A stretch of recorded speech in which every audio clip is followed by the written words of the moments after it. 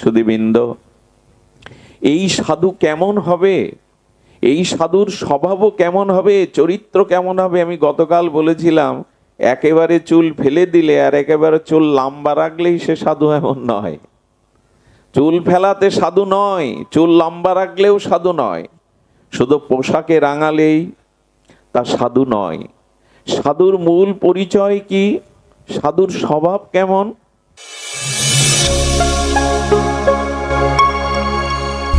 আপনারা দেখছেন সনাতন মিডিয়া ওয়ান ইউটিউব চ্যানেল। সমাগত আচার্যগণ, ভক্তজন, বৈষ্ণবজন, শ্রদ্ধাশীলা ধর্মশীলা মাতৃগণ, কিছুটা বিলম্বিত হওয়ায় আপনাদের চরণে দণ্ডবৎ প্রণতি ও ক্ষমা প্রার্থনা করে আপনাদের কৃপাশিস ভিক্ষা মেগে হরিকথার শুভারম্ভে আমাদের মঙ্গলময় প্রবেশ।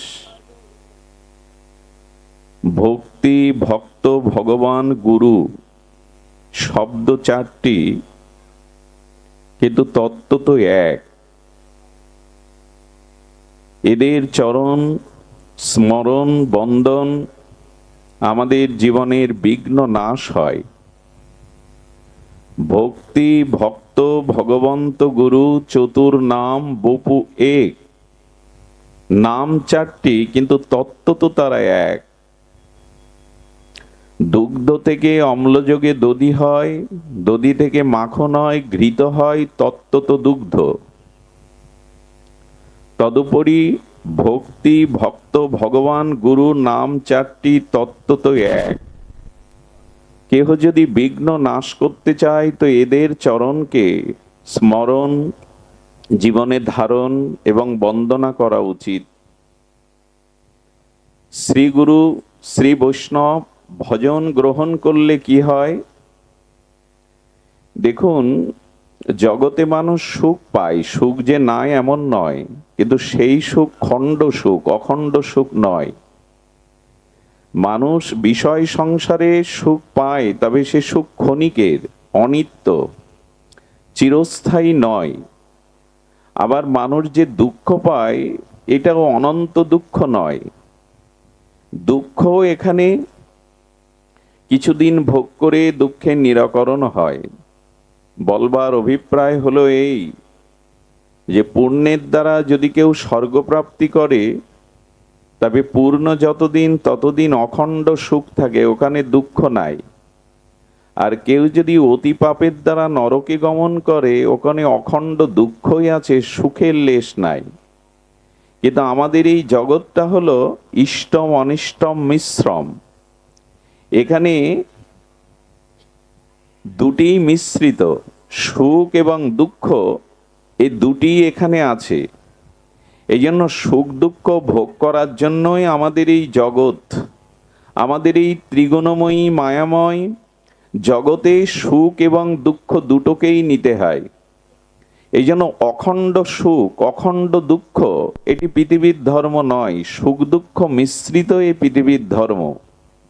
এই যে সুখ, এই যে দুঃখ, এই যে জন্ম, এই যে মৃত্যু, এই যে জরা, এই যে ব্যাধি, এই যে শৈশব, কৈশোর, আবার পৌগণ্ড, যৌবন, পৌরত্ব, বৃদ্ধত্ব, জরাগ্রস্ত, মৃত্যু, এভাবেই তো চলছে।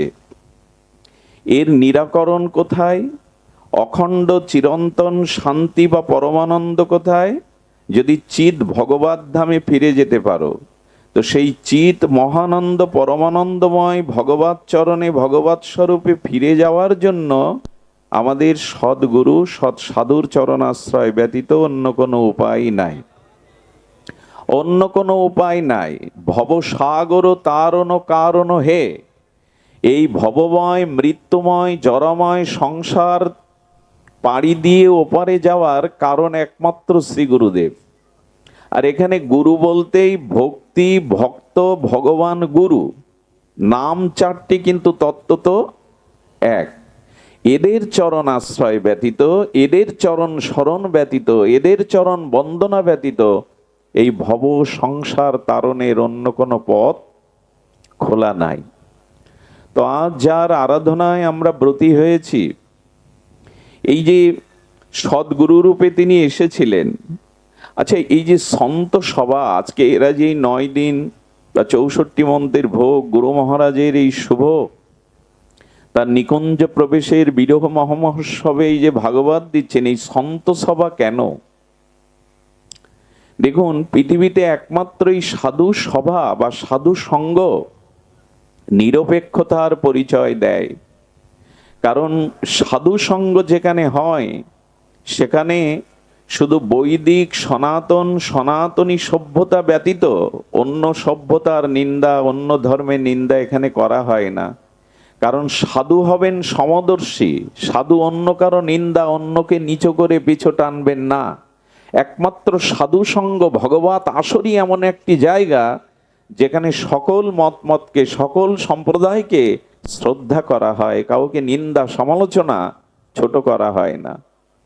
দেখুন, সমস্ত নদ নদীর জল যেমন সাগরে গিয়ে মিশে যায়, সাগর কোল পেতে আদর করে তাদের বরণ করে নেয়, তেমনি সাধু সঙ্গ, হরিকথা, ভাগবত এমন একটি জায়গা যেখানে সকল সম্প্রদায়ের, সকল মতের মানুষ নদী সম সাগরে এসে মিশে যেমন একাকার হয়ে যায়, সাধু সঙ্গও তাই। এখানে ভেদ নাই, এখানে হরিকথার মধ্যে কোনো সম্প্রদায়ের নিন্দা নাই। সাধু সন্ত তাকেই বলে, সভা তাকেই বলে। একবার দাও, একবার, খেয়াল করো, একবার উলোধ্বনি বারবার দেওয়ার প্রয়োজন নেই, দিলে একবার দেবে। খেয়াল করুন, সাধু সঙ্গ, সাধু সমাবেশ, এই বৈদিক সনাতন সন্ত সভা এমন একটি জায়গা যেখানে কোনো মত পথে নিন্দা নাই, কোনো সম্প্রদায়কে সমালোচনা নয়। আচ্ছা, পুকুর যদি বলে সাগর আমাকে বুকে নাও না কেন, পুকুরগুলো, সরোবরগুলো যদি বলে সাগর নদীর মতো আমাকে কেন কোলে নাও না, মিশিয়ে নাও না, সাগর বলবে তোমার চারিদিকে পাড় দেওয়া আছে, বাধা আছে। নদী যেমন দুকুল ছাপিয়ে আমার কাছে চলে আসে, মিশে যায়, তোমার চারিপাশে যে বাধা, তুমি আটকে আছো। যারা সংকীর্ণতার, কামনা বাসনার বেড়া জালে আটকে আছে, তারা সন্ত সভাতে মিশতে পারে না, তারা আসতে পারেন এই সমুদ্র সম প্রেম সাগরে। যারা আসেন তারা ভাগ্যবান। এই সাধু সঙ্গে, সন্ত সভাতে, এই ভাগবত পরিমণ্ডলে কি পাওয়া যায়? সব পাওয়া যায় এখান থেকেই। অনাদিকাল থেকে, যুগ যুগান্তর থেকে আজ পর্যন্ত যারা যা কিছু মঙ্গল কল্যাণ নিজের আত্মস্বরূপ পেয়েছে, সব এই সাধু সভা থেকে, সাধু সন্ত থেকে, সদ্গুরুর চরণ আশ্রয় থেকে, সাধুর কৃপা মহিমা থেকে। আপনারা জানেন, এই সাধু কৃপাতে, বৈষ্ণব কৃপাতে, সাধু সঙ্গ, সাধু মহিমায় দাসীর পুত্র দেবর্ষী নারদ হয়ে যায়। সাধু সঙ্গের মহিমা শুনুন, এখানে আসমার কল্যাণকারী শুনুন। দাসী পুত্র দেবর্ষীবাদ নারদ পূর্বজন্মে ছিল বিধবার দাসী পুত্র। উচ্চ শ্রেণীর মানুষরা তাকে খেলতেও নিত না। এই অভাগিনী দাসী পুত্র যা লোকের বাড়িতে ঝিয়ের কাজ করত, 4 জন সাধুর চাতুর্মাস্য কৃপার দ্বারা সেই দাসীপুত্রই দেবর্ষীপাদ নারদ হয়ে গেল, ভক্তির গঙ্গা হয়ে গেল। এ হলো সাধু সঙ্গের মহিমা। শুধু কি তাই? আরে নারদজির কৃপায় ধ্রুব ভগবানের চরণ লাভ করল না, এই দেহে তার মৃত্যু আসেনি, এই দেহতেই ভগবত প্রাপ্তি হয়ে স্বরূপে ফিরে গেল সাধু কৃপায়। দেবর্ষীপাদের, নারদের কৃপায় ধ্রুব এই শরীর ছেড়ে বৈকুণ্ঠে যায়নি, এই শরীরেই তিনি স্বরূপে ভগবত ধামে চলে গেলেন 5ম বৎসর বয়সে। আরে হিরণ্যকশিপুরের ঔরসে দৈত্যকুলে প্রহ্লাদ কেন আসবে? হিরণ্যকশিপুরের ঔরসে দৈত্যকুলে প্রহ্লাদের মতো ভক্তরাজ কেন আসবে? বলে এখানেও নারদের কৃপা, এখানেও সাধুর কৃপা। সাধু কৃপা ছাড়া দৈত্য ভগবত ভক্ত হতে পারে না। কি পাইনি সাধু সঙ্গ থেকে? কি পাওয়া যায় না ভগবত সঙ্গ থেকে? জগতের যত কল্যাণ, যত মঙ্গল, আত্মোন্নতি সব এই সাধু সমাবেশ থেকে, সাধু সঙ্গ থেকে প্রাপ্ত হয়েছে জীব, অন্য কোনো মাধ্যম নাই। খুব ধ্যান দিয়ে শুনুন, এখানে সব পাওয়া যায়। ধ্রুব শুধু নয়। আচ্ছা, একজন দস্যু কতজনের সম্পদ হরণ করেছে, কত পাপ মহা অপরাধ করেছে, সেই অপরাধী, সেই দস্যু পর্যন্ত বাল্মীকি হয়ে যাবে? বলে এও সাধুর কৃপা। আরে একজন দস্যু অপরাধী সে বাল্মীকি হয়ে যাবে? বলে কখন হয়? লোহাতে যদি পরশ পাথর ছোঁয়ানো হয়, লোহা তো লোহা থাকে না, লোহা তো পরশ পাথরের রূপ নেয়। তেমনি সাধু সঙ্গ, ভগবৎ সঙ্গ এমন একটি স্পর্শ, এখানে লোহময় জরাজীর্ণ পাপময় জীবন ভক্তিময় হয়ে ওঠে, রত্নময় হয়ে ওঠে। সাধু সঙ্গের এহেন মহিমা। সুধীবৃন্দ, জগতে অমৃতের বড় অভাব, চারিদিকে বিষ, সম্পর্কের বিষ, সমাজের আজ যে বিশৃঙ্খলার বিষ, অশান্তির বিষ, চারিদিকে বিষ আর বিষ। সমুদ্র মন্থনে যেমন বিষ উঠেছিল, আমাদের চারিদিকেই আজ বিষে ভরা, কামনা বাসনায় ভরা। বলে জগতের শান্তি, জগতের অমৃত কোথায়? বলে একমাত্র সাধু সঙ্গ, হরি কথাতেই অমৃত, সাধু সঙ্গেই একমাত্র পরামৃত, আর সব বিষ। সুধীবৃন্দ, এই জন্য সাধু সমাশ্রয়ে আমরা অখণ্ড পরম শান্তির সন্ধান পাই। সেই সাধু সঙ্গ যদি শ্রদ্ধান্বিত হয়ে করা যায়, সাধুগুরুর চরণাশ্রয় করা যায়, তখন এই সুখ দুঃখ জরাবেদী তরঙ্গায়িত মৃত্যুময় সাগর হতে তারণ হয়ে আমরা ভগবত ধামে ফিরে যেতে পারি। সুধীবৃন্দ, এই সাধু কেমন হবে? এই সাধুর স্বভাবও কেমন হবে, চরিত্র কেমন হবে? আমি গতকাল বলেছিলাম, একেবারে চুল ফেলে দিলে আর একেবারে চুল লম্বা রাখলেই সে সাধু এমন নয়। চুল ফেলাতে সাধু নয়, চুল লম্বা রাখলেও সাধু নয়। শুধু পোশাকে রাঙালেই তা সাধু নয়। সাধুর মূল পরিচয় কি? সাধুর স্বভাব কেমন? আরে একবার সাধু নৌকায় যাচ্ছে, দেখছে জলের স্রোতে একটা বিছে, বিষাক্ত বিছে ভেসে যাচ্ছে, ও স্রোতেই ডুবে মরবে। সাধুর স্বভাব পরহিতে রত, পরের দুঃখ সহ্য না করতে পারা। সঙ্গে সঙ্গে সেই বিছেটা হাত দিয়ে তুলতে গিয়ে বিছে দংশন করে সঙ্গে সঙ্গে আউলটা ফুলে গেছে, আর ও দংশন করেই আবার স্রোতে পড়ে গেছে। আবার সাধুর করুণা, আবার সাধুর স্বভাব, আর এক হাত দিয়ে তুলতে গিয়ে আবার দংশন করেছে, সঙ্গে সঙ্গে বিষে ফুলে গেছে, আবারও জলে পড়ে গেছে। সাধু পুনরায় যখন তুলতে গেছে, মাঝি বলছে, আপনি বোকা, মূর্খ, যে আপনাকে বারবার বিষ ঢালছে, দংশন করছে, আপনি বারবার তাকে বাঁচানোর চেষ্টা করছেন।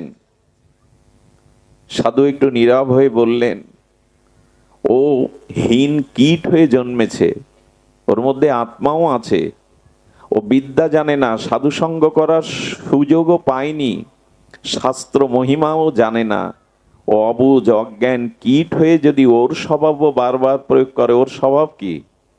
কিছু পেলে দংশন করা। ও যদি ওর স্বভাব না ত্যাগ করে, আমি সাধু, আমি আমার স্বভাব কেন ত্যাগ করব? আমার স্বভাব তো অন্যের কল্যাণ করা, আমার স্বভাব তো জীবের কল্যাণ করা, আমি কেন স্বভাব ছাড়তে যাব? অন্যের ব্যথা নিয়ে, অন্যের কষ্ট নিয়ে যারা জীব জগতের কল্যাণকামী হয়, এই হলো সাধুর স্বভাব। নিজ কার্য নাহি তবু যান পরঘর। নিজের কাজ নাই এমন না, সাধুরও সংসার আছে, কর্ম আছে, আশ্রম আছে। পরের ঘরে ছুটে যান কেন? দুয়ারে দুয়ারে যান কেন? অপরের হিতের জন্য। তুলসীদাস গোস্বামী বলছেন, সাধুর তুলনা করা হয়েছে সাধু হৃদয় নবনীত সমানা। নবনীত মানে মাখন, কোমল, নির্মল। মাখনের সাথে সাধু হৃদয়ের তুলনা করা হয়েছে। তুলসীদাস বলছেন মানালো না। সাধুর সাথে মাখনের তুলনা ঠিক সাদৃশ্য হয়নি। বলে কেন?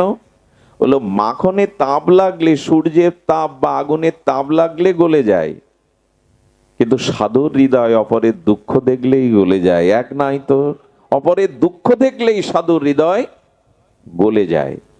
তবে এই সাধু সঙ্গের এই মহিমা কেন? সাধু সমাবেশে সকল কিছু প্রাপ্তি কেন? কারণ এখানে সাধুগণের দ্বারা অনুভূতি বিস্তৃত হয়ে পড়ে। এই বায়ুমণ্ডলে এখন যারা বসে আছেন, এত শত শত সহস্র ভক্তের মধ্যে একজন নিষ্কিঞ্চন ভগবানের প্রেমিক শুদ্ধ ভক্তের হৃদয়ে যে ভজনের অনুভূতি আছে, সাধনের অনুভূতি আছে, প্রেম কণিকা চিৎকণা আছে, এই বাতাসে ওটা ছড়িয়ে পড়ছে, আর ওই সাধুর শুদ্ধ হৃদয়ের চিৎ ভক্তি কণাটুকু এই বাতাসে যারা বসে আছে তাদের চিত্তকেও আক্রান্ত করে শুদ্ধ করে দেওয়ার ক্ষমতা রাখে। এই হলো সাধুর মহিমা। এখানে যারাই আছে তাদের চিত্তকে আক্রান্ত করার ক্ষমতা রাখে সাধুর হৃদয়। রোগের ভাইরাস গ্রামে এক বাড়িতে হলে তো পুরো গ্রাম ছড়িয়ে যায়। রোগের জীবাণুর যদি এই ক্ষমতা থাকে, সাধুর হৃদয়ের প্রেম ভক্তির কণিকার করুণা নাই? আছে। এই জন্য সাধুগণ এই জীব জগতের কল্যাণের মতো পরশ পাথর, আরে পরশ পাথর তো লোহাকে সোনা করে, কিন্তু লোহাকে আর একটা পরশ পাথর করতে পারে? পারে না। কিন্তু সাধু অন্যকে শুধু সোনা করে না, অন্যকেও পরশ পাথর করে দেয়, অন্যকেই ভগবানের প্রিয় ভক্ত করে দেয়। তো আমাদের এই বঙ্গদেশে, আমাদের এই বঙ্গভূমিতে, সোনার বাংলায় মহাপ্রভুর অনেক পরিকরগণ এসেছিলেন। এসেছিলেন আচার্যগণ, এসেছিলেন সাধু সন্তগণ। তারা জগতের হিতে, জগতের পরম কল্যাণে এই মায়াময়, আমাদের প্রবৃত্তিময়, এই দুঃখময় ভব সংসার থেকে তারণ করে ভগবানের স্বরূপধামে ফিরিয়ে নিয়ে যাওয়ার জন্য এখানে সাধু সন্ত বৈষ্ণব আচার্য অবতার মহাপ্রভুর প্রিয় পরিকরগণ আচার্যগণ বারবার এসেছেন। অন্যতম যার বিরহ স্মরণ মহোৎসবে আমরা এখানে সমবেত হয়েছি, তিনি আর কেহ নন, বিশ্ববন্দিত পাবন পদরেণু, দন্যের মূর্তি, নিত্যানন্দ কৃপা আবেশ মূরতি, যিনি জগৎ জীবের কল্যাণে সারাটি জীবন যৌবন উৎসর্গীত করেছেন। রাধা রানীর নিকুঞ্জ মন্দিরের প্রেম মন্দিরের কিঙ্করী, তিনি আর কেহ নয়, অষ্টতর শতশ্রী শ্রীল মুরারি মোহন দাস বাবাজি মহারাজ। আজ তার স্মরণ সভাতেই আমরা এসেছি। সুধীজন, শ্রীল মুরারি মোহন দাস বাবাজির গুণাবলী, তার দিব্য চরিতাবলী বর্ণনা করার ভাষা আমার কেন, হাজার বা সহস্র মুখেও, সহস্র পণ্ডিত দ্বারাও সম্ভব না। আমাদের পাত্রটুকু আমরা ততটুকুই নিতে পারি। প্রবাহমান স্রোতস্বিনী পবিত্র গঙ্গা বইছে।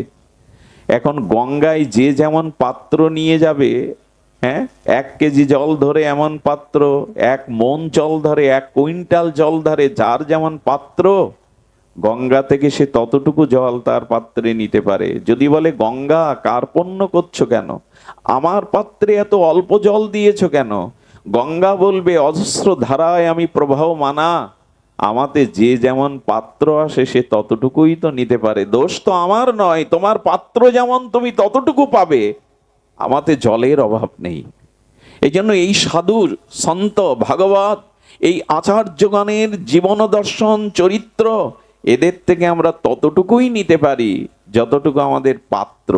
শ্রদ্ধা, বিশ্বাস, আনুগত্য, যতটুকু পাত্র আপনি ততটুকু পাবেন। আমি গতকাল একটা প্রসঙ্গে বলেছিলাম, এই সাদা কাপড়টা গেরুয়া রং করবেন, এই জন্য পাত্রে গেরুয়া রং গুলে কাপড়টা চুবাতে হবে।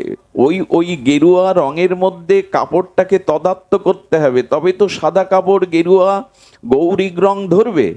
কিন্তু আমি বালতির পাশে, পাত্রের পাশে কাপড় বাইরে রেখে দিলাম, গেরুয়া রঙে রঙবে না, ধুলির রঙে রাঙাবে, ধুলো মাখতে হবে। বালতি আছে, গেরুয়া রঙও আছে, কাপড়টা ওর মধ্যে না দিয়ে পাত্রের পাশে রেখেছি, ধুলি রং হবে, গেরুয়া রং ধুলো মেখে যাবে। এসেছি সাধু সঙ্গে, এখানে যদি হরি কথা রস সেই পাত্রের ভিতরে শ্রদ্ধা বিশ্বাসে ডুবে না যেতে পারি, রং লাগবে না। ও পাশে থাকলে ধুলোই লাগবে, রং লাগবে কি? লাগবে না। ডুবে যান সাধুর চরিত্র কথায়, বৈষ্ণবের চরিত্র কথায় ডুবে যান। কে এসেছিল এই বঙ্গদেশকে ধন্য করতে? পূর্ব বাংলায় ঢাকা জেলার বিক্রমপুরে, ঢাকা জেলার বিক্রমপুরে এসেছিলেন। তিনি এসেছিলেন পূর্ণভূমি স্বর্ণগ্রামে। আমাদের আচার্য প্রভুপাদের আবির্ভাবস্থলী হলো আমাদের এই বঙ্গেরই বিক্রমপুরের স্বর্ণগ্রাম। স্বর্ণগ্রামে ভক্তি জগতের স্বর্ণই এসেছিল, হীরাই এসেছিল। প্রাতঃস্মরণীয় বন্দনীয় চরণ আচার্য প্রভুপাদ আমাদের নিকুঞ্জ মন্দিরের প্রেমময়ীর কিঙ্করী, এই ছিল মুরারি মোহন দাস বাবাজি মহারাজ, এই বিশ্ববরেণ্য বৈষ্ণব সেবার মূর্তিমন্ত বিগ্রহ, ত্যাগ বৈরাগ্য দন্যের শ্রীমূর্তি, ইনি এসেছিলেন স্বর্ণগ্রামে। কেন? আর জায়গা পাননি আপনি, এখানে কেন এলেন? বলে কেন এলেন জানেন? শ্রীমান মহাপ্রভুর দুইজন পরিকর ওই গ্রামেই জন্ম নেয়। একটা কথা বলি, সাধারণত সরোবরে ছাড়া পদ্মফুল প্রকাশিত হয়? যে কলের জল বেঁধে বেঁধে যেখানে এঁটো জলের নর্দমা হয়, ওখানে পদ্ম জন্মায় তো না, কচু গাছ জন্মায়। কচু গাছ কেউ লাগায় ওখানে? ওইখানে কচু গাছ জন্মায়, কিন্তু সরোবরে মহাপুরুষগণ যেখানে আছেন, ভগবানের চিহ্নিত পরিকরগণ যেখানে আসেন, সে মাটি আগে থেকেই ধন্যাতি ধন্য হয়। আমাদের বৃন্দাবন দাস ঠাকুর বলেছেন, যে ভূমিতে একজন শুদ্ধ ভগবানের প্রিয় বৈষ্ণব জন্ম নেয়, তার 16 যোজন মাটি ভক্তিতে পবিত্র হয়ে যায়। কয় যোজন? 16 যোজন। 1 যোজন মানে 2.5 কিলোমিটার, এইটাই হিসাব। 16 যোজন মাটি ভক্তিতে স্নাত হয়ে যায়। এই জন্য উনি এসেছিলেন সেই সুবিখ্যাত স্বর্ণগ্রাম। প্রভুপাদের চরিত্রই বলতে হবে, আর মাঝে মাঝে তার চরিত্র থেকে, তার অনন্ত গুণের সিন্ধু হতে আমরা বিন্দু কিছু যদি রাঙাতে পারি আমাদের হৃদয়, তবে এই অনুষ্ঠানের সার্থকতা, সাধু সঙ্গের সার্থকতা।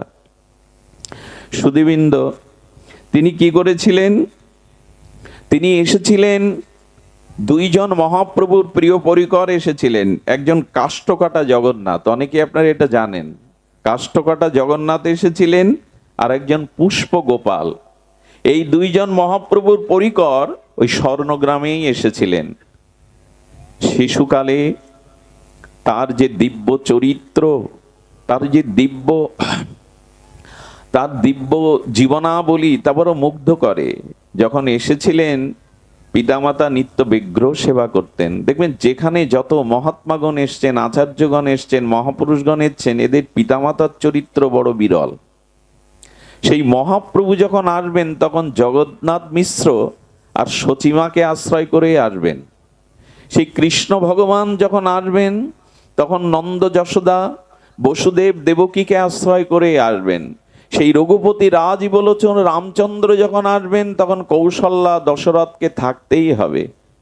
আদর্শবান, সৎ চরিত্রবান, সাধু সন্ত মহাত্মা, এইসব পরিকরগণ, প্রিয় ভগবানের প্রিয় ভক্তগণ জগৎ তরাতে, জগৎ কল্যাণে যখন আসেন, তাদের পিতামাতা বিশুদ্ধ সত্য আশ্রয় হতে হয়।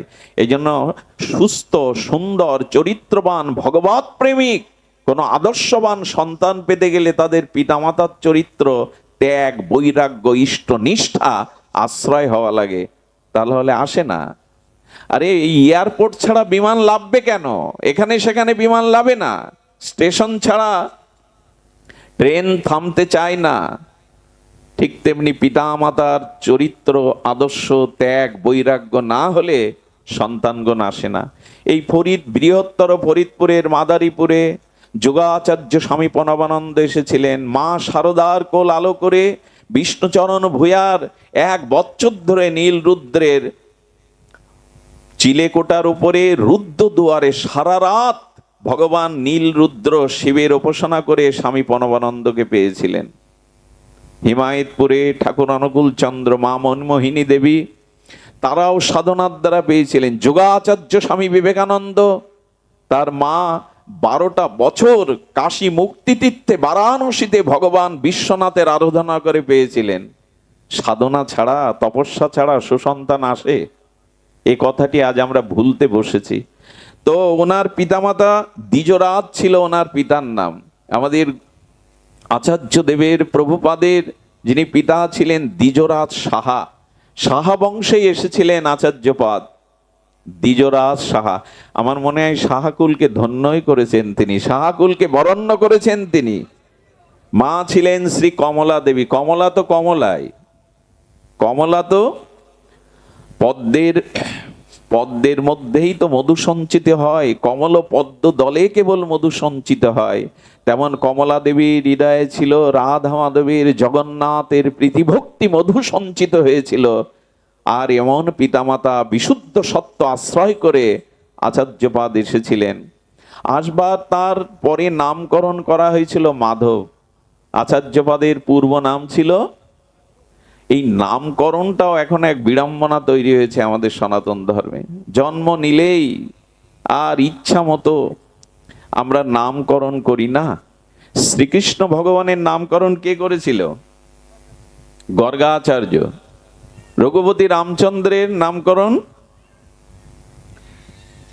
বশিষ্ঠদেব। আমাদের বেলায় নয় কেন? ভগবানও যে পরম্পরা, বৈদিক সনাতন পরম্পরা রক্ষা করেছেন, নামকরণ করতে হয় আচার্যদের দ্বারা, শ্রীগুরুর দ্বারা। আমরা তা করি না। আমাদের ইচ্ছা মতো বুধবারে তো বুধ, শুক্রবারে শুক্লি, আর কত সিরিয়ালের নাম রাখবেন, এগুলো বলতে ভালো লাগে না, হাস্যকর। নামকরণটাও যদি শুদ্ধ সাত্ত্বিক আচার্যগণ কর্তৃক হয়, ওই নামের মধ্যেই তার জীবন চরিত্র উন্নত হয়, আশীর্বাদ প্রাপ্ত হয়ে সে নিজ কল্যাণ করতে পারে। শুনবেন তার দৃষ্টান্ত। 4 জন সাধু এসেছে এক গ্রামে, বাটপার, আর তারা লোক ঠকানো, লোক হাসানো, কিছু অভক্ত কৃষ্ণ বিমুখ। তারা বলছেন, আপনারা সাধুগণ এসেছেন, ওই বাড়িতে যান, ওই যে জঙ্গলের পাশে বাড়ি, ওরা খুব সাধু, ওরা খুব বৈষ্ণব সেবা পরায়ণ। দেখিয়ে দিচ্ছে কার বাড়ি জানেন? যিনি সাধু দেখলে লাঠি তোলেন, সাধু দেখলে গালাগালি দেন, অজামিলের বাড়ি। সাধুকে দেখলে যিনি লাঠি তোলেন, গালি না দিয়ে সাধুকে বিদায় করেন না, তার বাড়ি দেখিয়ে দিচ্ছেন। উপহাস করে এই ভগবত বিমুখ মানুষগুলো সাধুকে ঠকাবে বলে ওই যে পরম বৈষ্ণবনী, ওনার গৃহে যান। গিয়ে দেখে অজামিল বাড়ি নেই, ও তো দস্যুবৃত্তি করতে গেছে। ওনার স্ত্রী দেখলেন 4 জন সাধু আজ এই অভাগাদের বাড়ি, একটু আদর করে বসতে বললেন। ঘরে তো কিছুই নাই, 4 গ্লাস শীতল জল দিলেন। অজামিল এসে তো মাথায় রক্ত, আপনাদের এখানে কি, বেরিয়ে যান। অপমান করে যখন চলে যাচ্ছে, সাধুগণ ভাবছে 4 গ্লাস জল তো পেলাম, একটু বসবার আহ্বান তো ওনার সহধর্মীর মুখে পেলাম, এদের একটু কল্যাণ না করে হয়? বলছে, মা, আমরা দেখছি তুমি গর্ভবতী, তোমার যে সন্তানটা ভূমিষ্ঠ হবে, ওর নাম নারায়ণ রেখো, ওর নাম নারায়ণ রেখো। আর এই নারায়ণ বলতে বলতেই অজামিল ভগবানকে পেয়ে গেল ওই সাধুর কৃপায়। সাধু কত কৃপাময় জানেন? রঘুগণ রাজাকে পালকিতে নিয়ে যাচ্ছিলেন 4 জন বেহারা। রঘুগণ রাজা ভগবান কপিলের আশ্রমে যাচ্ছেন ভক্তি যোগ শিখতে, ভক্তি শিক্ষণ নিতে। একজন বেহারা অসুস্থ, দৌড়ে পালিয়েছে। 3 জনে কি আর 4 বেহারার পালকি চড়ানো যায়? পথের ধারে এই মোটা সোটা হৃষ্টপুষ্ট বসেছিলেন জড় ভরত। ওর হাত ধরে বললেন, এই পালকি ধরো। উনি তো জড় ভরত কথা বলেন না, ভগবানের ইচ্ছায় এই ব্রহ্মজ্ঞ পুরুষ তিনি কাঁধে নিলেন। কিন্তু কাঁধে নিয়ে বারবার লাফালাফি করছেন। লাফালাফি করছেন কেন? তুলসী বৃক্ষ দেখলে ওটা ডিঙিয়ে যাচ্ছেন যাতে পায়ের ছোঁয়া না লাগে। পিপিলিকার শাড়ি দেখলে প্রাণীবধ হবে বলে লাফাচ্ছেন। আর যখনই বেহারা লাফায়, পালকিটা নড়ে ওঠে, রাজার মাথায় আঘাত লাগে। বিব্রত রাজা অনেক অপমান তিরস্কার করলেন, অনেক গালি দিলেন। খুব পথ হেঁটে এসেছো না, খুব ক্লান্ত তুমি, সরু সরু, এরকম অপমান করছেন। আমি রাজা, আমি তোমাকে দণ্ড দিতে সমর্থ, এমন কবে কেন পালকি বইছো? আমি রাজা, নৃপতি। বললেন, আমাকে গালি দেয় দিক, আমাকে অপমান করে করুক, উপহাস করে করুক, কাঁধে যখন ওকে নিয়েছে আমি, তখন এই কাঁধে চড়িয়ে ওকে ভগবানের চরণে না পৌঁছানো পর্যন্ত আমি থামবো না, ওকে ভগবানের চরণ দিয়েই দেব। এই হলো সাধু। ওই রঘুগণকে কৃপা করেছিলেন এই ভরত, আর সেই কৃপাতেই তিনি পরম ভক্ত ভক্তি লাভ করেছিলেন। সাধুগণকে, বৈষ্ণবগণকে, মহৎগণকে আশ্রয় করলে একটা না একটা কল্যাণ আপনার জীবনে আসবেই। জপ, ধ্যান, তীর্থ পর্যটন, দান ধ্যান করে খুব বেশি এগোতে পারবেন না এই যুগে। মহৎ কৃপা বিনা এক পাও এগিয়ে যাওয়ার সম্ভাবনা নাই। তো তিনি এসেছিলেন নাম মাধব রূপে। এবং একটা অদ্ভুত জিনিস দেখবেন গুরু মহারাজের, যারা তার জীবনী দেখেছেন, উনি এসেছিলেন 8ম গর্ভেই। 8ম গর্ভের সন্তানের মধ্যে 2টি কাজ হবেই। ভালো হলে তো জগৎ ব্যাপিত্ব ভালো হবে, আর মন্দ হলে তিনি মন্দের সেরা হবেন। 8ম গর্ভকে একটা বিশেষ সংকেত বহন করে। ভগবান শ্রীকৃষ্ণ এসেছিলেন 8ম গর্ভে, উনি এসেছিলেন 8ম গর্ভেই। এই মাধব শশীকলার ন্যায় বেড়ে উঠল। তার মুখখানা এত নির্মল, এত এত সৌন্দর্যময় ছিল, পাড়ার নারীরা দেখে ধন্য ধন্য করত, কমলা কোন ভাগ্য করে এসেছিলি এমন সন্তান কোলে করার। আরে মুখ দেখলেই তো চোখ ফিরানো যায় না। মাধবের একটা স্বভাব দেখা দিল। আগেকার দিনে নগরে নগরে করতাল বাজিয়ে দেখবেন কেউ কেউ কীর্তন করত, এখন করে কিনা জানি না আপনাদের দিকে। আমার মনে হয় নামের আসরে 50,000 টাকা দিয়ে যে দল আনেন, ওই 50,000 টাকা যদি গ্রামের কোনো শুদ্ধ বৈষ্ণবকে তার রুজি রোজগারের জন্য দিয়ে বলেন, ভোরে একটু তুমি গ্রামটা নগর সংকীর্তন করো, একটু আমাদের কানে জানে ভোরবেলা শুয়ে থাকলেও ভগবানের নাম যায়, আমার মনে হয় প্রতিদিন নাম কানে যেত। 3 দিন না গিয়ে, 2 দিন না গিয়ে প্রতিদিন নাম কানে যেত। ওই ব্যবস্থা এখন নাই। প্রভু জগৎবন্ধু সুন্দর এই রাধারানীর পরমা কিঙ্করী মনোরমা তিনি বলেছিলেন, ওরে পাহারা বসা, নামের পাহারা ছাড়া রক্ষার কোনো উপায় নেই। আমরা এগুলো ভুলে গেছি, 3 দিন যজ্ঞ করেই সব শেষ। আজ নগরে নগরে ওভাবে কেউ হরিনাম বিতরণ করে না। তো যে নগরে হয় তারা ভাগ্যবান। নগর সংকীর্তন এমন একটি ব্যাপার যার দ্বারা সমস্ত জীব জগতের উচ্চ সংকীর্তনে কীট পতঙ্গ বৃক্ষ ঘুমন্ত জীবেরও কল্যাণ হয়। যত দূরের হরিনামের দিব্য ধ্বনি প্রবাহ যায়, সমস্ত জীবের আত্মকল্যাণ হয়ে যায়। যেন নগর সংকীর্তন করতো যারা, আর এই ছোট্ট মাধব হামাগুড়ি দিতে দিতে ওই নাম শুনেই কান্না বন্ধ হয়ে চুপ হয়ে যেত। এই যেন মহাপ্রভুরই আরেকটি কোনো লীলা। মহাপ্রভু খুব কাঁদতেন, সচিমা বড় বিব্রত হতেন, কাঁদে কেন নিমায় এত, এত ক্রন্দন কেন করে। একদিন কাঁদছে আর ফুপিয়ে ফুপিয়ে নিমাই, শিশু নিমায় কাঁদছে। একজন মা এসে বলছে হরি বল, যেই বলেছে ম্যাজিকের মতো কান্না বন্ধ। সচিমা বললেন এই তো ঔষধ পেয়ে গেছি। নিমাই যখনই ক্রন্দন করতেন হরিবল বললে প্রভুর কান্না থেমে যেত। প্রভুও তেমনি হরিবল বললেই নামে আকৃষ্ট হতেন। সুধীবৃন্দ, যিনি ভক্ত হবেন, যিনি জগতের কল্যাণ করতে আসবেন, নিত্যানন্দ প্রেম বিতরণ করবেন, হরিনাম বিতরণ করবেন, শিশুকাল থেকেই তো তার স্বভাব দেখা দেবেই। পূর্ব সংস্কার প্রকাশ হবেই, সংস্কার ছাড়া হয় না। বহুনাম জন্ম নামান্তে জ্ঞানবানাং প্রপদ্যতে বাসুদেব সর্বমিতি সমহাত্মা সুদুর্লভ। অনেক জন্মের সুসংস্কার হলেই না রতিমতি হয় ভগবত নামে, সাধুচরণে, হরি কথাতে যাদের রুচি হয়, এক জন্মের সংস্কার নয়, অনেক জন্মের সংস্কার। আমি বিস্তারিত লীলা তো বলতে পারবো না।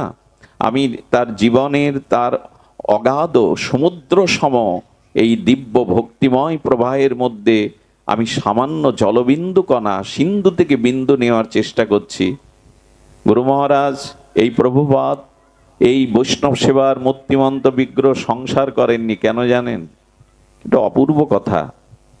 উনি যে স্কুলে পড়াশোনা করতেন, ওনার একজন সহপাঠী বন্ধু, শিশুকালে তো সকলের সহপাঠী থাকে, সখা থাকে, সেই বন্ধু বলছেন, মাধব আমার বাবা দীর্ঘদিন অসুস্থ, যন্ত্রণায় কাতর, বারান্দায় পড়ে আছে, মলমূত্র ত্যাগ করে, তুই একটু যাবি, আমার বাবাকে দেখতে যাবি?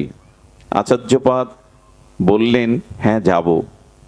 উনি যখন সিংহদুয়ার দিয়ে ওনার সখার ওই গৃহে ঢুকছেন পিতাকে দেখতে, তখন এই সহপাঠীর মা এই জরাগ্রস্ত ব্যাধিগ্রস্ত জড় জড় মলমূত্র ত্যাগ করা শরীরটাকে অসহ্য হয়ে গেছে। তাই এই সহপাঠীর মা গালি দিচ্ছে, জম সবাইকে দেখে, তোমাকে দেখে না, কবে মরবে? ভগবান তোমায় দেখে না, জম তোমাকে দেখতে পায় না। তীরের মতো এই মাধবের বুকে কথাটা বেঁধেছিল। এই সংসার অগ্নি সাক্ষী করে, দেবতা সাক্ষী করে, প্রিয়তমা করে যাকে ঘরে এনেছিল একদিন, আর সেই তার অসুস্থ পড়িত স্বামীকে বলছে জম দেখে না। আরে ভগবান একে চোখে দেখে না, জম এতজনকে দেখে। গুরু মহারাজ বুকে ব্যথা পেয়ে বলেছিলেন, এরই নাম সংসার। এই হলো সংসার। স্ত্রী স্বামীকে এইভাবে গালি দিতে পারে, জমের দুয়ারে পাঠাতে পারে। সংসার যদি এই হয়, এ সংসার আমি করব না, আমি ত্যাগ বৈরাগ্য নিয়ে চলে যাব বৃন্দাবনে, এই সংসার আমি করব না। খুব প্রভাব ফেলেছিল এই ঘটনা। আমি একটু আপনাদের বলি, বলি হলো এই এই সংসারের স্বরূপ আমরা চিনতে পারি না, এই জন্য তো আটকে রয়েছি মায়ায়, কামনা, বাসনায়। যিনি আপন তাকে ভুলে যারা আপন নয় তাদের মোহে আটকে রয়েছে আমরা। আচ্ছা লক্ষ্য করুন তো, এখানে কোনো শিল্পীর তুলি দিয়ে মিষ্টি আঁকানো হলো, মিষ্টি মানে রসগোল্লা, চমচম, এগুলো আঁকিয়ে একটা শিশুর সামনে পর্দাটা দিয়ে দিন। পর্দায় আঁকানো শিল্পীর তুলিতে রসগোল্লা দেখে শিশু ওতে হাত বাড়ায়, পাবে তো? শিল্পীর তুলিতে আঁকানো মিষ্টি শিশু হাত বাড়ালে পাবে তো? পাওয়া যাবে না। আপনি টেলিভিশনের মতো গঙ্গায় দেখতে পারেন, টেলিভিশনে গঙ্গা দেখায় কিন্তু আঙুল চোবানো যাবে তো? টিভির মধ্যে আগুন দেখায়, কোথাও আগুন লেগেছে টিভিতে দেখায়, আসলে টিভির মধ্যে আগুনটা সত্য না, তাহলে টিভিই পুড়ে যেত। সংসারে যা দেখায় তা আদৌ না, এখানে দেখায় সব আমার প্রিয়জন, কত আপনজন, সবাই আমায় কত ভালোবাসে, আরে এইখানেই তো শান্তি, ছেড়ে কোথায় যাব আমি? কিন্তু আদৌ সংসার ওই পদ্মার মতো। চলচ্চিত্রের পর্দায় আঙুর ফল দেখায়, তা কখনো খাওয়া যায় না। আয়নার মধ্যে কারো মুখে খাদ্য তুলে দেওয়া যায় না।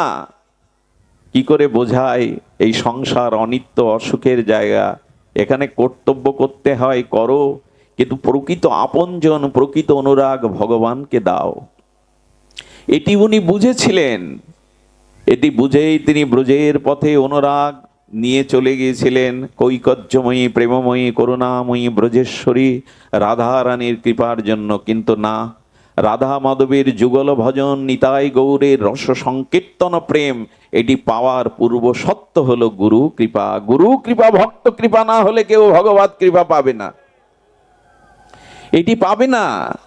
এই জন্য তিনি কি করলেন, তিনি চলে গেলেন শ্রীধাম বৃন্দাবনে, গিয়ে বড় ব্যাকুল হলেন গুরুকরণের জন্য। শ্রী গুরু কৃপা চাই, গুরু করুণা ছাড়া গোবিন্দ করুণা হবে না। সুধীজন, শ্রী গুরুই আমার আধার দূর করে দেবেন, মনোবারণ শাসন অঙ্কুশ হয়ে। গুরুদেব কেমন? আপনি দেখবেন হাতির পিঠে, এই বলবান প্রাণীটির পিঠে মাউত উঠে আর অঙ্কুশ দিয়ে নির্দেশ করে, ডাইনে নয় বামে যাও। আচ্ছা, হাতির পিঠে যে ছোট্ট বাচ্চা মাউতটি উঠেছে, কিশোর উঠেছে, শক্তির বিচারে অমন 10টা মাউতকে হাতি পায়ে পিষ্ট করে মারতে পারে। আর লাঠির আগায় লোহা বেঁকানো অঙ্কুশ টান দিলে সেদিকে যেতে বাধ্য হয় কেন? অত বড় বলবান হস্তি, অঙ্কুশ যেদিকে নির্ণয় করে সেদিকে হাতি যেতে বাধ্য হয়। তেমন আমার মনোহস্তি সুপথে যেতে চায় না, ভজন পথে যেতে চায় না, গৌর গোবিন্দের চরণে যেতে চায় না, বারবার কামনা বাসনাময় দুর্গন্ধ সংসারের জন্ম মৃত্যু চক্রে যেতে চায়। এই জন্য গুরুদেব হলো ওই অঙ্কুশের মতো। গুরুদেব অঙ্কুশ দিয়ে আমার মনটাকে টেনে ভগবত চরণে দিয়ে দেন, গৌর চরণে দিয়ে দেন। গুরুদেব অঙ্কুশের মতো এই অশান্ত মনকে টেনে নিয়ে ভগবানের চরণে বেঁধে দেন। গোরা গোরা পায়ে বাঁধি দিল চিত। আচার্য বললেন, মহাপ্রভুর চরণে, রাধারানীর চরণে আমাদের মনটা নুপুরের মতো কে বেঁধে দিল? শ্রী গুরুদেব। এই জন্য গুরু কৃপা চাই। গুরু কৃপা হি কে বলম, শুধু নয়, গুরু কৃপা হি মূলম। ভজন সাধন যাই করো, গুরু কৃপাই হলো মূল। নিরিদেহ আদ্যং সুলভং সুদুর্লভং পলবং সুকল্প গুরু কর্ণ ধারণম মায়া অনুকূলেন নবস্য তৈরিতাং পুমাং ভবাদ্দিং নতরেত সৎ মহা। ওগো, এই দেহরূপ তরণী পেয়েছ, গুরুরূপ কাণ্ডারি পেয়েছ, হরি নামের হরি ভজনের পাল তুলে দাও। যদি না তুলে এই মৃত্যুময় সংসারের ওপারে যাওয়ার চেষ্টা না করো, তুমি আত্মহত্যাকারী। এমন দুর্লভ জন্ম পেলে, গুরুরূপ মাঝি পেলে, হরিকথা হরি নামের রূপে পাল পেলে, তবু ওপারে যেতে মন চাইল না। তুমি তো নিজের আত্মহত্যাকারী, তুমি নিজেকে শেষ করে দিলে। গুরুদেব কাণ্ডারি। জাহাজ পেলেও আপনি সমুদ্রের ওপারে পাড়ি দিতে পারবেন না, নৌকা পেলেও মাঝি ছাড়া উত্তাল তরঙ্গায়িত সাগর পাড়ি দিয়ে ওপারে যেতে পারবেন না। কাণ্ডারি চাই, এই কাণ্ডারি হলো শ্রী গুরুদেব। গুরু কৃপা ছাড়া হবে না। এই জন্য উনি চলে গেলেন শ্রীধাম বৃন্দাবনে। গুরুও পেয়েছিলেন, রাধারানীর সাক্ষাৎ দর্শন যিনি পেয়েছিলেন, বৃন্দাবনের ভজনের তরঙ্গে যিনি ডুবেছিলেন, সেই নিত্যানন্দ বংশ অবতংশ প্রভুপাদ 3 কড়ি গোস্বামী চরণে আশ্রয় পেলেন এবং পাওয়ার পরই তার নামকরণ হলেন মুরারি মোহন। শ্রী গুরুদেবের প্রদত্ত নাম, এই নাম তিনি পেলেন। সুধীবৃন্দ, শ্রীধাম বৃন্দাবনের করুণা সিক্ত হলেন, রাধারানীর প্রেমে আবিষ্ট করে দিলেন গুরুদেব তার করুণা ধারায়। গুরুদেবই তো উত্তম গতি দিয়ে দেয়। শ্রীগুরু চরণের অতি, এই সে উত্তম গতি। কে দেবে ভজন? কে দেবে? আমি তো অন্ধ, আমি আতুর। ভজন কাকে বলে? প্রসাদ মহিমা কাকে বলে?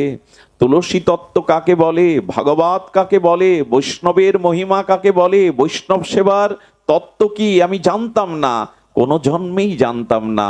অন্ধ আতুর জ্ঞানাঞ্জন শলাকায় দিয়ে আমার ঘুমন্ত সুপ্তকে, বিবেককে জাগিয়ে দিয়ে যিনি ভাগবত জানালেন, হরিনাম মহিমা জানালেন, গৌর চরণে, নবদ্বীপ চন্দ্রের চরণে, নিতাই চরণে শোভে দিলেন, দিব্য হরিনাম দিলেন, তুলসী তত্ত্ব দিলেন, প্রসাদ মহিমা দিলেন, গঙ্গা তত্ত্ব দিলেন, ধাম তত্ত্ব দিলেন, আমাকে দুয়ার খুলে দিলেন প্রেম মন্দিরের। ইনি তো সদ্গুরুদেব।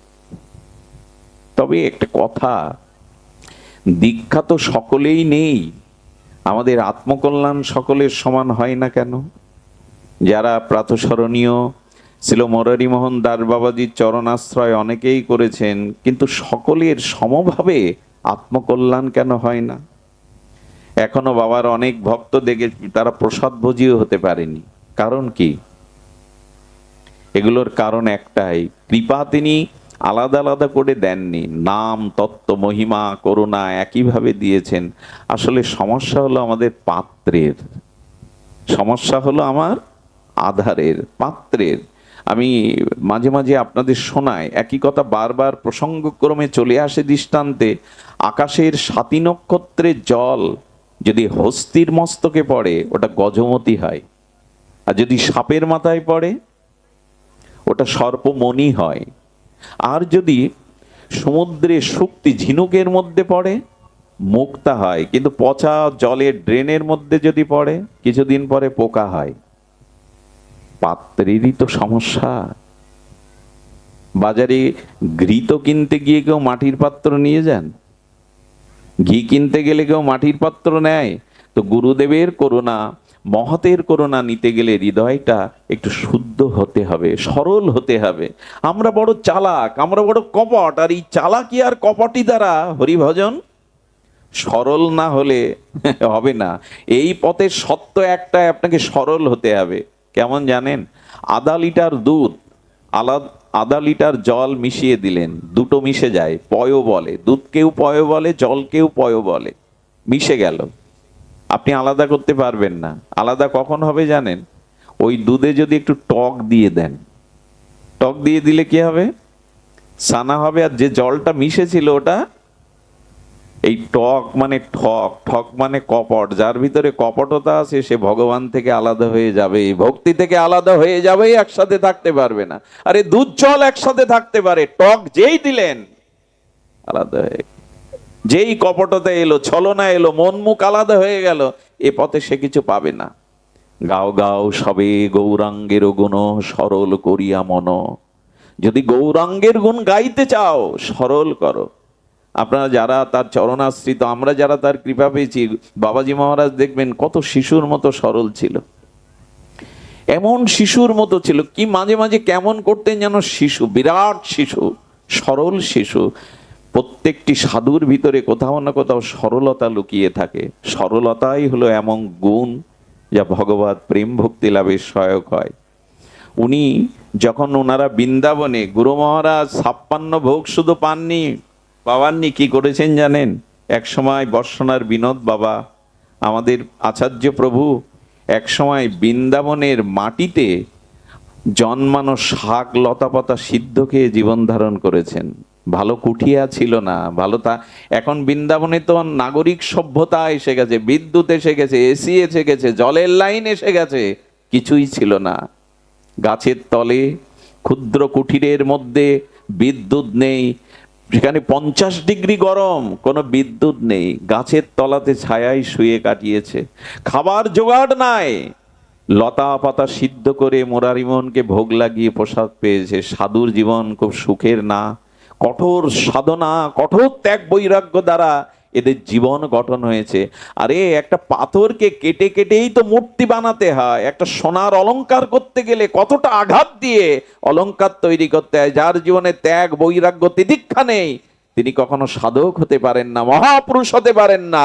অনেক ত্যাগ তিতিক্ষা তাদের উপরে দিয়ে গেছে। বৃন্দাবনে এক বাঙালি সাধু রাজত্ব করবে, এটা সহজে হয় না। ব্রজবাসীরা সহজে মেনে নেয় না, কিন্তু বাবার মধ্যে ছিল এই ত্যাগ, এই সেবা, এই চরিত্র নিষ্ঠা। চাঁদে কলঙ্ক থাকতে পারে, আচার্য প্রভুর চরিত্রে কখনো কোনো কলঙ্ক ছিল না। আকাশের চাঁদ সকলঙ্ক হতে পারে, আচার্য প্রভু ছিলেন নিষ্কলঙ্ক। তার জীবন দর্শন এমনই ছিল। এই চরিত্রগুলো শুনতে হয় আর নিজেকে রাঙাতে হয়। আমাদের চরিত্র তাদের দ্বারা রাঙাতে হয়। ভজন কুটিরে থেকে ভজন করতেন তিনি।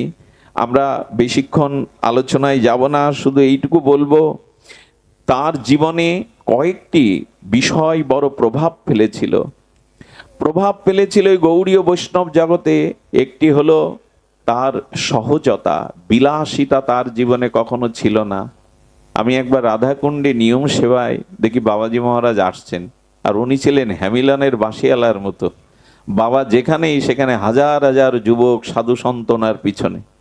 কি যে বাঁশির সুর ছিল ওনাদের মধ্যে, নিজের সন্তানকেই ঘরে নিয়ন্ত্রণ করতে পারি না, আর হাজার হাজার যুবক ত্যাগ বৈরাগ্যে তার পেছনে ছুটছো। এরা কি জানে?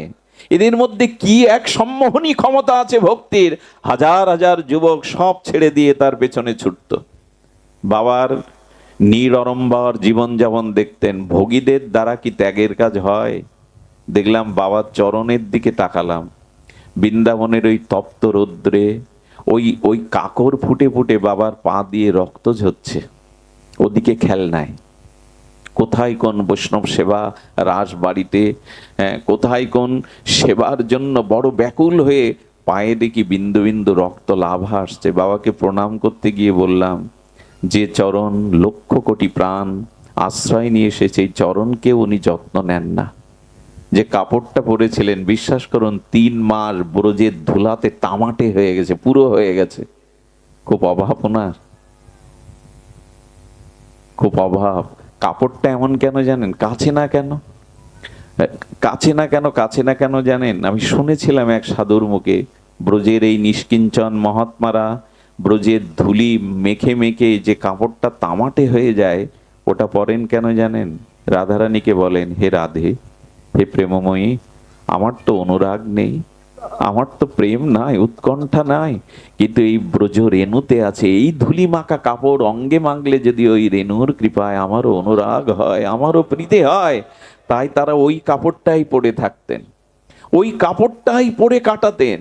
সাধুদের দেখেছি, বিশ্ববরেণ্য দার্শনিক আচার্য ত্যাগ বৈরাগ্যের মূর্তি সরগোস্বামীর আনুগত্য, যিনি জঙ্গলে লুকিয়েই সবার অন্তরালে নিত্য সেই নিত্য লীলাতে ডুবে আছেন। পণ্ডিত প্রবার নৈয়ায়িক আচার্য শ্যামসুন্দর বড় পণ্ডিত বাবা। একবার দিয়ে দেখি রাধাকুণ্ডে ব্যাসঘেরায় পাঠ করছেন, 25 টাকার একটা ছেঁড়া চাদর গায়ে দিয়ে। লক্ষ লক্ষ টাকা সেটেরা নিয়ে অনুনয় বিনয় করে, বাবা যদি একটু সেবায় লাগতো। এগুলো স্পর্শও করেন না তিনি, ছেঁড়া চাদর গায়ে দিয়ে বসে আছেন। সুধীবৃন্দ, এদের ত্যাগ, এদের বৈরাগ্য জগৎকে শিক্ষা দিয়ে গেছে। সনাতন গোস্বামী সর্বস্ব পরিত্যাগ করে ইন্দ্র সম ঐশ্বর্য, বৃহস্পতি সম জ্ঞান, রাজমন্ত্রী সনাতন, পথে যেতে যেতে শীতকালে তার কোনো এক চিরচেনা আত্মীয় তার গায়ে নেপালের একটা দামি কম্বল চড়িয়ে দিয়েছিলেন, খালি গায়ে আছো তুমি রাজা। কাশী বিশ্বনাথে এই মুক্তি তীর্থে বারাণসীতে মহাপ্রভুর সাক্ষাতে গেলেন সনাতন। গিয়ে কি করলেন জানেন? প্রণাম করে যখন বসেছে, মহাপ্রভু দেখে আনন্দ পেলেন বটে, কিন্তু কিছুক্ষণ পর আর সনাতনের দিকে ফিরে তাকাচ্ছে না। সনাতন বলছেন, আমার অপরাধ কিছু ঘটেছে, কেন প্রভু আমার দিকে দৃষ্টি দিচ্ছে না? এরা বিজ্ঞ শিরোমণি, মহাপ্রভুর বিশেষ পরিকর। ইনি মনে মনে ভাবলেন, ও প্রভু যেন মনে মনে বললেন ও সনাতন, সব রোগ যখন সেরে চলে এসছো, একটু রোগ কেন অবশিষ্ট রেখেছো? সবই যখন ছেড়ে আসলে এই দামি কম্বলটাও কেন তোমার গায়ে? তোমরা কাঙাল, তোমরা অন্য জীবকে ত্যাগ বৈরাগ্য শিক্ষা দেবে, এই দামি নেপালের ভোট কম্বল কেন তোমার গায়ে? প্রভু কিন্তু মুখে বলেননি, ওই যে তাকাচ্ছেন না, এই অনুভূতিতে বুঝে ফেলেছেন। রোগ যখন সারলে অল্প একটু রোগ কেন রেখে দিলে? সনাতন বাইরে চলে গেল। দেখে কাশীর গঙ্গার তীরে এক বাঙালি ভিখারি তার শতছিদ্র মলিন একটা কাঁথা একটু রোদ চুবিয়ে, জলে চুবিয়ে শোকাতে দিয়েছে। সনাতন গিয়ে ভিখারির কাছে হাত জোর করে বললেন, ভিক্ষাং দেহি। রাজমন্ত্রী, ভিক্ষাং দেহি। ভিখারি তার তেজময় পুঞ্জময় শরীর দেখে বললেন, আমার মনে হয় আপনি কোনো রাজার রাজা, ভিখারিকে ঠাট্টা করছেন কেন? ভিখারির কাছে ভিক্ষা চেয়ে কেন ঠাট্টা করছেন আপনি? ঠাট্টা নয় গো, আজ আমার থেকে যে কেউ ভিখারি নাই, দেবে?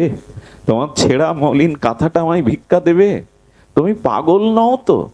আমার ছেঁড়া কাঁথা নিয়ে কি করবে? বলে, ওটাই যে আমার খুব প্রয়োজন আছে, ওটাই যে আমার বড় প্রয়োজন, দাও। উনি কম্বলটা খুলে দিয়ে ছেঁড়া কাঁথাটা গায়ে দিয়ে যেই এসে বসলেন, মহাপ্রভু গিয়ে জড়িয়ে ধরলেন সনাতনকে। সনাতন, তোমাদের ত্যাগ বৈরাগ্যই তো জগৎ শিক্ষা নেবে। প্রভুপাদদের চরিত্র ছিল এই গোস্বামীদের অনুকরণ। জীবনে ভালো কোনো জামা গায়ে দিতে তাকে দেখিনি, একটা সাদা ওড়না গায়ে দিয়ে পড়ে থাকতেন। আরো কত করুণা জানেন, এ কথা আমার জিহ্বায় মানায় না। একবার 2 কিলোমিটার পথ বন্যায় নৈহাটিতে 2 কিলোমিটার পথ সেই বৃষ্টি বন্যায় জলমগ্ন, ছোট ছোট সাঁকো, কাউকে সাথে না নিয়ে বাবা 2 কিলোমিটার পথ হাঁটু সমান জল ঠেলে এসেছিলেন এক ভক্তের বাড়ি। এসে বললেন, বসতে দিবি কোথায়? জলমগ্ন চারিদিকে, আমার কাপড়টা তো ভিজে, একটা গামছা কিনে আনতো।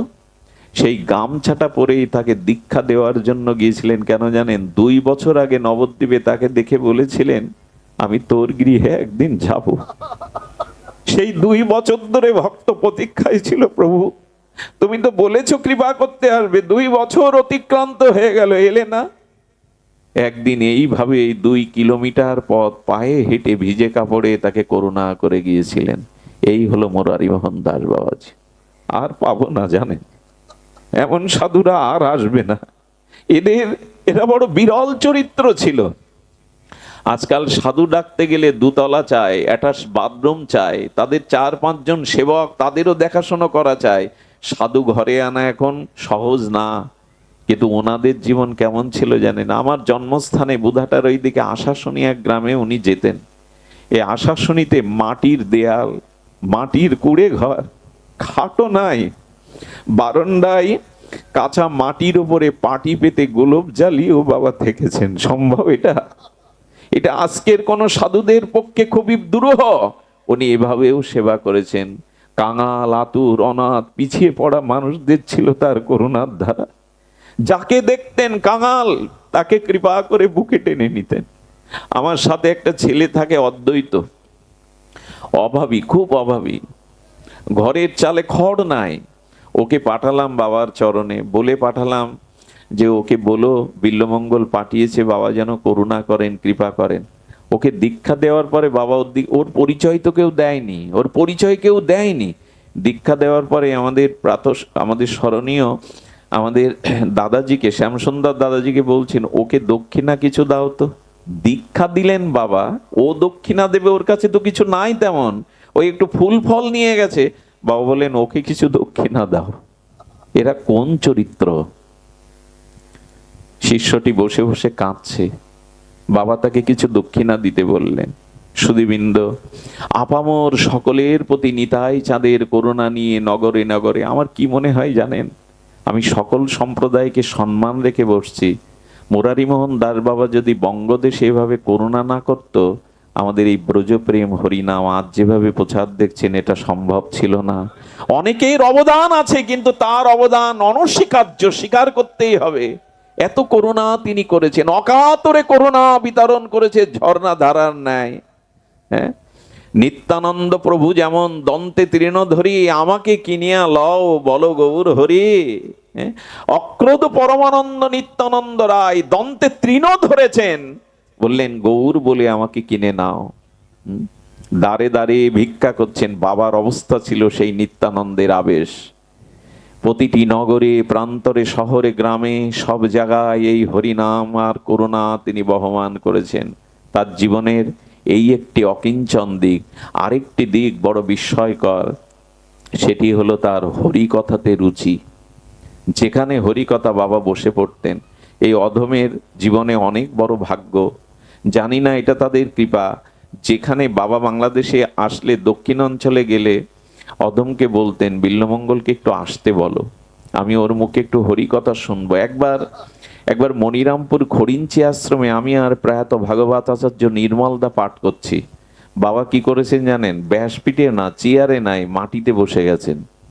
আমাদের তো হরিকথা বন্ধ। বাবা চোখে জল, সজল নয়নে বলছি বাবা উপরে বসুন। বলে না, হরিকথা বলো। সেদিন দেখেছিলাম, যাদের ভাগ্য হয়েছে তারা দেখেছে, প্রভুর সন্ন্যাস লীলা শুনতে শুনতে বাবার চোখ দুটো ঊর্ধ্বমুখী হয়ে গেল। মস্তকটা যেন ওপরের দিকে চলে গিয়ে স্তম্ভিত পাথর হয়ে গেল। লাল সেই চোখ দিয়ে বিন্দু বিন্দু প্রেমাস্ত্র পড়তে লাগলো। গাল গড়িয়ে লালা পড়তে লাগলো। যেন কোনো স্তম্ভ রূপে এক এক মূর্তি, এক প্রেমময় মূর্তি সম্মুখে। আমি অনেককেই দেখেছি, কিন্তু এরকম অষ্টসাত্ত্বিক বিকার বাবার মধ্যে হরিকথা শুনতে শুনতে আসতো। সেদিন ভাগ্য হয়েছিল তার ওই দিব্য চিন্ময় অষ্টসাত্ত্বিক বিকারের লালার চোখের জল আঁচল ভরে নিতে। চোখকে যেন ঝর্ণার ন্যায় প্রেমাশ্রু বইছে। পাঠের পরে একান্ত ডেকে নিয়ে বুকের মধ্যে নিয়ে বললেন, রাধা কথা বলো, কৃষ্ণ কথা বলো, ব্রজের কথা বলো। সেদিনের সেই আশীর্বাদের ছোঁয়া এখনো মনে। আশা শুনিতে দীক্ষা দিচ্ছেন ঘরের মধ্যে। আমি বললাম আমি এসছি, বাবাকে বলো না। আমি পাঠ করতে বসেছি, উনি দীক্ষা দিয়ে আর ঘরে দরজা দিয়ে গিয়েই সবার মধ্যে গিয়ে বসেছে। পারবো তো? বিশ্ব যার চরণ বন্দনা করে, অনন্ত কোটি ভক্ত যার চরণকে অনুসরণ করে, তিনি গিয়ে সবার মধ্যে মাটিতে বসতেন পাঠ শুনতে। হরিকথাতে রুচি না হলে জানবেন ভগবত পথে এক পাও এগিয়ে যাওয়ার সম্ভাবনা নাই। শুধু কি আচার্য প্রভু, আমার মহাপ্রভু যেতেন গদাধর পণ্ডিত গোস্বামীর। টোটা গোপীনাথে গিয়ে মহাপ্রভু মধুর কণ্ঠে ডাকতেন গদাধর, গদাধর। গদাধরের কাছে মহাপ্রভুর পরবর্তী আবেশ শ্রীনিবাস ঠাকুর গিয়েছিলেন। শ্রীনিবাস গিয়ে দেখে মহাপ্রভুর অন্তর্ধানে পাথরের মতো বোবা হয়ে গেছে, নীরব হয়ে গেছে, শোকে পাথর হয়ে গদাধর পণ্ডিত গোস্বামী এ জগতে যেন নাই, বিদায়ের জন্য প্রতীক্ষা করছে। গিয়ে প্রণাম করলেন, কিন্তু সাড়া নাই। পরের দিন শ্রীনিবাস এলো, যখন প্রণাম করছে তখন সেবক কানে কানে বলছেন, আচার্য মহাপ্রভুর দ্বিতীয় কলেবার শ্রীবাস এসছে আপনার চরণে আশীর্বাদ নিতে। শ্রীবাসের নামটা শুনে চোখ খুললেন, চোখ দিয়ে প্রেমাশ্রু বলছে আর বলছে, শ্রীনিবাস তুমি এসেছো? হ্যাঁ, মহাপ্রভু আমাকে বলেছে তুমি আসবে, তোমাকে আশীর্বাদ করতে। বলেন প্রভুকে তো পেলাম না, আপনাকে পেয়েছি, আপনি একটু প্রভুর কথা শোনান। শ্রীনিবাস বললেন, আমি হতভাগ্য, আমি প্রভুর সাক্ষাৎ দর্শন পেলাম না, আপনাকে পেয়েছি, আপনি প্রভুর কথা বলুন। শুনবে? তবে শোনো, তোমার প্রভু আসতেন এই টোটা গোপীনাথে, এসে মধুর কণ্ঠে ডাকতেন গদাধর, গদাধর। প্রভু এসে এই জায়গায় বসতেন। দেখো দেখো, এই জায়গাটা এখনো ভিজে কেন জানো? এই জায়গাটা এখনো ভিজে কেন জানো? তোমার প্রভু এখানে বসে প্রতিদিন প্রহ্লাদ চরিত্র, ধ্রুব চরিত্র শুনতে শুনতে এত কাঁদতেন যে কাদায় হয়ে গেছে, এখনো এখানে ভিজে গেছে। এই দেখো প্রভু বসছেন, দেখবে? এই দেখো, এই দেখো, দেখাচ্ছেন হস্তলিখিত ভাগবতের অক্ষরগুলো ভেসে গেছে। অক্ষরগুলো হাতে লেখা তো। বললেন প্রভু অক্ষর ভেসে গেছে কেন? বলে তোমার প্রভু ভাগবত শুনতে শুনতে চোখের জলে হস্তলিখিত ভাগবত অক্ষরগুলো ভেসে গেছে। সুধীবৃন্দ, ভাগবত শুনে মহাপ্রভুর অশ্রুপ্লাবিত হয়ে হস্তলিখিত ভাগবতের অক্ষর ভেসে গেছে। আমাদের তো এমন হয় না। আচার্য প্রভুর চরিত্র এমন ছিল, রাধা কথা হলেই, নিতাই কথা হলেই তার চোখ দিয়ে ঝর্ণার ন্যায় জল পড়ত। আমার কি মনে হয় জানেন, নিজে না কাঁদলে অন্যকে কাঁদানো যায় না। কৃষ্ণ বলে উনি নিজে কেঁদেছেন, গৌর বলে, নিতাই বলে, এই জন্য জগৎকেও গৌর বলাতে পেরেছেন, নিতাই বলাতে পেরেছেন। এই চরিত্র ছিল তার, এই দিব্য চরিত্রাবলিতে। নিত্যানন্দ প্রভুর করুণায় তিনি ছিলেন এই করুণার ধারায়। নগর প্রান্তরে সুদূর আমেরিকা থেকে বঙ্গোপসাগর, কোথায় তার করুণা বহমান হয়নি। আরেকটি যেটা সর্বশ্রেষ্ঠ গুণাবলী ছিল, যেটা গুরু প্রদত্ত আশীর্বাদ, সেটা হলো বৈষ্ণব সেবা, ভক্ত সেবা। আপনাদের মনে পড়ে, এখানে অনেকেই আছেন, বৃন্দাবনে যেতে গেলে 24 ঘন্টা, কখনো 30-32 ঘন্টা লেগে যায়। আর ভক্তদের তো ট্রেনে খুব অসুবিধা হয়, কারণ ওখানে ভালো খাদ্য পায় না, প্রসাদ পায় না। বৃন্দাবনে গিয়ে নিবেই মনে হয়, একটু যদি প্রসাদ পেতাম। কে প্রসাদ দেবে? সবখানেই প্রসাদ পেতে গেলে এখন পয়সার প্রয়োজন, অর্থের প্রয়োজন। তারপরে অসময়ে গেলে বলে এখানে প্রসাদ এখন সময়তে না আসলে প্রসাদ পাওয়া যাবে না। কিন্তু আজ পর্যন্ত কেউ আঙুল তুলে বলতে পারেনি যে ব্রজধামে গিয়ে, বৃন্দাবনে গিয়ে, রাসবাড়িতে, মুরারিমনে গিয়ে প্রসাদ চেয়ে পায়নি, এমন কেউ নেই। যেই যাবে বিনা শুল্কে, কোনো অর্থ নেই, কোনো কুপন নেই, অবারিত দ্বার দুয়ার খুলে রেখেছেন, কোন বৈষ্ণব এসে যেন ফিরে না যায়। বাবার ছিলেন এই আদর্শ। বিনোদ বাবা রাধারানীর চরণ কৈকার্যে, প্রেম সেবায়, নিত্য স্মরণ ভজনে মেতে আছেন। কিন্তু প্রভুপাদের জীবনের ব্রত ছিল বৈষ্ণব সেবা, ভক্ত সেবা। কি বলবো আপনাদের, ঘাটিতে কোনো টাকা নেই। কোথাও দাঁড়িয়ে মনে হলো এখানে 64 মন্ত্রের ভোগ হবে, 56 ব্যঞ্জন হবে। রাধারানীকে স্মরণ করলে আমার মনে হয় রাধারানী অন্নপূর্ণাকেই পাঠিয়ে দিতেন। কিছুই নেই, কিন্তু 56 ভোগ, 64 মন্ত্রের ভোগ হয়ে গেল। সূর্যকুণ্ডের উৎসবে আমাদের ধনঞ্জয় কৃষ্ণ দাস ছিল। সে বড় অদ্ভুত ব্যাপার, ভৌতিক ব্যাপার। কোথা থেকে যে কি আসে কে বলতে পারে? আমি আশ্চর্য হয়ে যাই। আমরাও তো চাকরি বাকরি, ব্যবসা, কৃষি করি, আয় রোজগার করি। ওই 4 দেয়ালের মধ্যে 4-5 জন পরিবারের সদস্যকেও মন তুলতে পারি না, খাওয়াতে পারি না। আর লক্ষ কোটি মানুষকে যিনি সেবা করে গেছেন, এ শক্তিকার, এ রাধারানীর শক্তি ছাড়া, গুরুদেবের কৃপা শক্তি ছাড়া এটা সম্ভব নয়। এইখানে 9 দিন উৎসবে প্রসাদ দিতে গিয়েই হয়তো আমাদের কষ্ট হয়ে যায়। সারাটি জীবন বিতরণ করেছেন। তবে আপনাদের অনুরোধ করি, ভক্ত সেবা ভিন্ন ভক্তি হওয়ার অন্য কোনো মাধ্যম নাই। ভক্ত সেবা, বৈষ্ণব সেবা, মহত সেবা, দরিদ্র নারায়ণ সেবা, এছাড়া প্রেম ভক্তি হয় না, চিত্ত বিস্তার হয় না। এজন্য তার সমস্ত জীবনের এটিই ছিল। একবার রাধাকুণ্ডে আমি, ধনঞ্জয়, প্রেমানন্দ গেছি, তখন 3:30-র অধিক। চিন্তা করতে পারেন, তিনি 64 মন্ত্রের ভোগ দিয়ে সব ভক্তকে প্রসাদ পাইয়ে নিজে মনে হয় মুখে এক টুকরো দিয়েছেন। সমস্ত শরীর দিয়ে দরদর করে ঘামের স্রোত বইছে, সমস্ত শরীর শীতল হয়ে গেছে সেই ঘামে। কেবল এসে বসেছেন। আমি তো মূর্খ, সাধুদের কাছে কখন কিভাবে যেতে হয় জানা নাই। বাবার দর্শনের লালসায় গিয়ে প্রণাম করেছি। ওই যে একটু শরীরটা এলিয়ে দিয়েছেন 1 মিনিট আগে, আমি বুঝতে পারিনি। দরদর করে ঘাম ঝরছে। বিল্লমঙ্গল, তুমি এসছো, প্রসাদ পাওনি তোমরা? আমি বাবার চরণ ধরেই কাঁদছি আর বলছি, বাবা উঠবেন না, আপনার গায়ে দরদর করে ঘাম ঝরছে। বলে, আরে সামনে অভুক্ত বৈষ্ণব আর আমি বিশ্রাম নেব? আরে বাবা উঠলেন, সেবকদের বললেন তাড়াতাড়ি কটা আসন করে দাও। বসিয়ে যখন প্রসাদ দিয়েছেন, মুখে তুলবো কি, উনি দাঁড়িয়ে, বাবা এবার যান। বলেন, বৈষ্ণব সেবা দর্শন করতে দেবে না? ভক্ত সেবা দর্শন করতে দেবে না? মনে হলো বসুন্ধরা যদি ফেটে যেত, মাটির মধ্যে লুকাতাম। কে দাঁড়িয়ে দেখছে আমাদের মতো নরকের নর্দমার কীটের সেবা? এই ছিল তার বৈষ্ণব অনুভূতি, এই ছিল তার বৈষ্ণব অনুভূতি। আমি বঞ্চিত হয়েছি। আমাকে বলেছিলেন, মঙ্গল একবার এসো, তোমাকে একটা সাধু দর্শনে নিয়ে যাব, যিনি বৃন্দাবনের মহিমা কীর্তন করেন কেলিকুঞ্জে। আর সেটা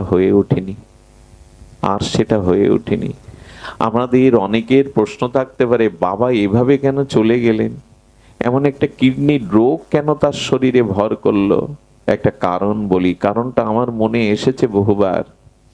একটা জিনিস জানবেন, সাধুগুরু বৈষ্ণবদের চরণে হাত দিয়ে প্রণাম করা সবার পক্ষে সম্ভব না, আর ওটা অনেক সাধুরা করতে দেন না। এর কারণও আছে, কারণটা মানাও উচিত। কিন্তু এই জগতে কিছু সামর্থ্যবান, নিত্যানন্দ প্রভু কাউকে হাত দিয়ে কৃপা করেননি জানেন।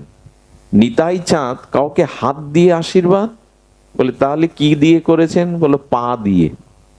বলে এটা হয়? মানুষের উত্তম অঙ্গ মাথা, তাতে পা বলে আমরা দেবতার পুষ্পাঞ্জলি দেই কোথায়? তুলসী কোথায় দেই? চরণেই তো দেই, কারণ চরণেই তো সব। নিতাই চাঁদ বলেছিলেন এবার আমার যা আছে সব দিতে এসেছে, আর বাদ রাখবো না। তাই চরণ দিয়েই কৃপা করেছেন। সেন শিবানন্দকে যাকে পেয়েছেন, রঘুনাথ দাস গোস্বামীর আকর্ষণ করে মাথায় চরণ তুলে দিলেন। আমাদের এই প্রভুপাদ, আচার্যপাদ, বৈষ্ণব সেবার মূর্তিও ছিলেন, তিনি চরণ ধরতে কাউকে নিষেধ করতেন না। নিয়ে যা, আমার যা কিছু আছে নিয়ে যা। কিন্তু আমরা বিষয়ী জীব, আমরা সংসারী জীব, আমরা কি করি জানেন? গুরুচরণে প্রণাম করে নিজেদের দুঃখ জরা ব্যাধিও দিয়ে দিই, প্রভু এইটা সেরে দাও। একটা কথা বলি, রোগ সারে না, রোগ সরে। এইখান থেকে ওখানে যায়। কোনো সাধুগুরুর চরণে প্রণাম করে নিজের রোগ নিবেদন করবেন না। সাধুর হৃদয় কেমন জানেন? ওই প্রার্থনার কাতরতা উনি নিজে নিয়ে নেন। রামকৃষ্ণদেবের, পরমহংসদেবের গলায় ক্যান্সার হওয়া সম্ভব? নিয়ে নেন। এই জন্য দয়া করে কোনো সাধুর চরণে প্রেম ভক্তি চাইবেন, আশীর্বাদ চাইবেন, নিজের জরা ব্যাধি তাকে দিতে চাইবেন না। কারণ কি জানেন? তাদের মতো এই এই এই নিত্যানন্দ আবেশ মূরতি যদি আরো 10 বছর বাবা থাকতেন, আজ যদি তিনি জগতে থাকতেন, আরো কত ভক্তির মহিমা, নামের মহিমা প্রচার করতে পারতেন। এগুলি আসলে আমাদের মতো বিষয়ী জীবের রোগ শোক তাদের চরণে নিবেদন করাতে তারা এগুলো নিয়ে নিয়েছিলেন। তাদের ওই শরীর, আপনারা জানেন, দেখবেন সাধুর শরীরের মহিকা প্রেমানন্দ, কেলিকুঞ্জে প্রেমানন্দ বাবার, সে ডায়ালিসিস করুক আর যাই করুক, কি দিব্য শরীর দেখলে। হ্যাঁ, আশ্চর্য সাধুর মহিমা। রাষ্ট্রপতি মহোদয় তার সাথে দেখা করতে যান। সাধুর কি বিরাট কোহলির গলায় মালা তিলকে ভাবা যায়? হ্যাঁ, আমাদের বলিউডের অনুষ্কার গলায় মালা হবে আর উনি সাষ্টাঙ্গে প্রণাম করবেন, এটা সম্ভব? এদের দ্বারা সম্ভব। একটু দর্শনের জন্য সারা রাত জেগে রাস্তার পাশে ফুল ছিটিয়ে বসে থাকে। এদের দিব্য চরিত্রাবলী এই জন্য সাধু বাবা নিয়েছিলেন। ভক্তের এই জরাব্যাধি তিনি চরণ বাড়িয়ে দিতেন, চরণ বঞ্চিত করতেন না। সবাই নিষেধ করত, কিন্তু দিতে তো এসেছিলেন, সর্বস্ব দিতে এসেছিলেন তিনি। তার এই করুণা ধারা আমাদের জীবনে আর এমনি করে পাবো না। সুধীবৃন্দ, আমি সময় না নিয়ে বলি, বাবার সেই চলে যাওয়ার সময়, জীবনে অনেক করেছেন তিনি, কিন্তু তার এই করণীয়, তার এই দিব্য চরিতাবলী অনন্ত সিন্ধুর মতো, আমার মতো সাধারণের পক্ষে এটি বর্ণনা করা সম্ভব নয়। সহস্রাব্দে হয়তো ইনারা একবার আসেন। সুধীবৃন্দ, মুরারিমোহন বাবাজি শুধু 64 মন্ত্রের ভোগ আর 56 ব্যঞ্জন খাওয়াননি, কি করেছেন জানেন? আমি অন্য কথা বলছি না এই কারণে, কারণ যার কারণে এই বিবাহ উৎসব, তার চরিত্র কথা এখানে বলা উচিত। ক্ষেত্রের বিষয়ের একটি মহিমা আছে, আমরা অন্য কথার দিকে যেতে পারি না। আজ তার চরিত্র, দিব্য মহিমা, লীলাবলী বলবার, আস্বাদনের, গুণকীর্তনের, শ্রবণ কীর্তনেরই দিন এই কটা দিন মহোৎসবে। তবে একটা কথা এই পরিসরে বলে থাকি, বলি এই জন্য, আচ্ছা, যার মিলন হয়নি তার কি বিরহ আসার সম্ভাবনা আছে? এটা কি উৎসব হচ্ছে? বিরহ উৎসব। বিরহ কার হয়? যার মিলন হয়েছে। যেখানে মিলন নেই সেখানে বিরহ রস আসতে পারে না। তা আজকে কাদের বিরহ জাগবে জানেন? যাদের তার সাথে আত্মিক মিলন হয়েছে। মিলন না হলে তো বিরহ রস আসে না। সম্ভব এবং বিপ্রলম্ভ এই দুটি রস আমাদের গৌড়ীয় আচার্যগণের আস্বাদ্য রস। তবে এইটুকু বলি, মিলনের থেকে বিরহ রস আরো সমৃদ্ধশালী। কারণ মিলনে প্রিয় চোখের সম্মুখে থাকে, আর বিরহে জগৎময় তিনি থাকেন। আজকে মুরারি বাবা নাই একথা কেউ বলবেন না, তিনি অপ্রকটে আছেন। বিরহ যদি কারো জাগে কোনো শিষ্যের, তবে তিনি চারিদিকেই শুধু তাকে দেখবেন, যেখানে যেখানে তার নয়ন মন সেখানেই তাকে দেখবেন। বাবা যাননি কোথাও, আজও তিনি আছেন। স্বপ্নেতে আসবেন, অনুভূতিতে আসবেন, প্রেরণায় তিনি আসবেন, তিনি আছেন। শিষ্যদের প্রতি তার দায়িত্ব কর্তব্য ফুরিয়ে যায়নি, আজও তিনি আছেন। কিন্তু বিরহ জাগে কাদের? মিলন যাদের হয়েছে। মিলন না হলে বিরহ আসে না, বিরহের প্রশ্নই আসে না। ভাগ্যবান ভক্ত, তার সাথে যাদের মিলন হয়েছে, সেই সাথে আজ যারা বিরহ উদযাপন করছেন, এই বিপ্রলম্ব বিরহের রসের মধ্যে দিয়ে তাকে আস্বাদন। বাবাজির দিব্য চরিতাবলী বলি, আমরা সময় নেব না, অনেকটা দেরিতেও পৌঁছেছি। গুরু মহারাজ তখন অসুস্থ লীলায়, প্রভুপাদ তখন অসুস্থ লীলায়। সেই ছিল মুরারি মোহনে কেশিঘাটে তিনি শুয়ে আছেন। আপনারা দেখবেন তার অসুস্থ লীলার যে ছবিগুলো পোস্ট করা হতো, উনি প্রায় নাম বলতেন। হ্যাঁ, উনি প্রায় নাম বলতেন। প্রতিটা ভক্ত তার কাছে যদি জিজ্ঞাসা করতো, বাবা কত মালা নাম নেব, একটু মৃদু হেসে বললেন, নিঃশ্বাস প্রশ্বাসে নাম নেবে, নাম বিরতি দেবে না। নাম যেন বিরতি না হয়, নাম বিরতি হলেই সেখানে প্রবেশ করবে শয়তান। উনি বারবার বলতেন, শয়নে স্বপনে জাগরণে সর্বদা নিঃশ্বাস প্রশ্বাসে নাম নেবে। এই নাম ছিল তার জীবনের আশ্চর্য হতে। আমাকে যদি এখানে বলেন আধা ঘন্টা নৃত্য করতে, বিল্লমঙ্গল পারবে না। মেদিনী কাঁপিয়ে 4 ঘন্টা নৃত্য করতেন একটানা। এ কি সম্ভব? কোন রক্ত মাংসের শরীরে সম্ভব? 3 ঘন্টা যুবকদের নিয়ে মেদিনী কাঁপিয়ে কীর্তন করতেন বাবাজি মহারাজ। এটি কার পক্ষে সম্ভব? এই ছিল তার চরিত্রাবলী। অসুস্থ লীলাতে বাবা একদিন আমাদের দাদাজি মহারাজ সুবলদা সহ তার সেবকদের বললেন, আমাকে সাজিয়ে দাও, আমি বিশ্রাম করছি। এই কথা বলে সেদিনের এই কথা মনে পড়লে হৃদয়টা দুমড়ে মুচড়ে যায়, বিরহে রণাল জ্বলে ওঠে। বাবা মৃদুকণ্ঠে বললেন, আমাকে সাজিয়ে দাও। কিভাবে সাজাতে বললেন জানেন? আমার চরণে আলতা পরিয়ে দাও। আমাদের প্রভুপাদ স্বপ্নেতে রাধারানীর চরণে আলতা পরিয়েছিলেন। ওদের স্বপ্ন স্বপ্ন না, আমাদের স্বপ্ন স্বপ্ন হতে পারে। বিষয় চিন্তা করি, রাধারানীর চরণ চিন্তা নিত্য নিরন্তর করেন তো। আমার গুরু মহারাজ বলেছিলেন, হে রাধে, ব্রজে পড়ে আছি, তোমার চরণাশ্রয় করে আছি, শুনেছি তুমি করুণাময়ী, তুমি কৃপাময়ী, তুমি অপার করুণাময়ী। হে রাধে, সাক্ষাৎ দর্শনের ভাগ্য সাধনা যোগ্যতা আমার নাই। আমি যে তোমায় সাক্ষাৎ দর্শন করব, সে যোগ্যতা, সে ভজন, সে মহিমা আমার নাই। এই মায়ার চোখে তোমার সেই দিব্য মাধুর্য মূরতি দর্শন করা যায় না। তবে নিবেদন এইটুকু আবেদন, এইটুকু বিজ্ঞপ্তি, স্বপ্নেও একবার দেখা দিও তুমি, স্বপ্নেও অন্তত একবার দেখা দিও। হে রাধে, আমি সাক্ষাৎ তোমাকে দর্শন করব, সে ভাগ্য, সে ভজন আমার নাই, অনুভূতি। তবে এই প্রাণ রক্ষার জন্য জীবনে একবার স্বপ্নেতে এসে দাঁড়িয়েও তুমি। রাধারানী চরণে আলতা পরিয়ে দিয়েছিলেন বাবাজি মহারাজ। একবার এক দোকানে শাড়ি দেখে বলেছিলেন, আমার প্রেমময়ীকে, ব্রজেশ্বরীকে এই শাড়ি পরাবো। তখন মনে হয় 18,000 টাকা সেই শাড়িটার দাম। পকেটে ওনার কিছু নাই। বলি, টাকা নেই তো আপনি শাড়ি নিয়ে কি করবেন? বললেন, এই শাড়িটা রেখে দেন, আমি কালকে এসে নিয়ে যাব। টাকা কিন্তু পকেটে নাই। পরের দিন সেই 18,000 টাকা নিয়ে গিয়ে বলেছিলেন, শাড়িটা রেখে দিয়ে এসেছিলেন, এনে ওটা রাধারানীকে পরিয়েছিলেন।